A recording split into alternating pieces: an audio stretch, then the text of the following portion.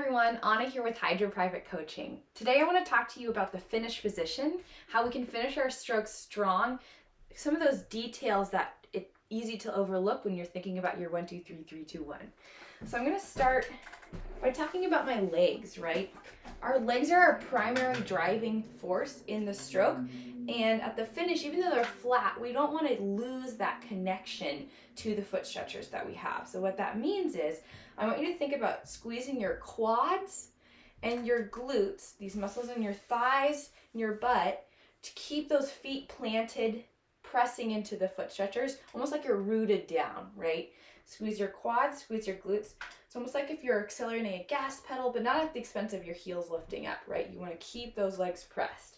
From there, that's going to help you engage your core, right?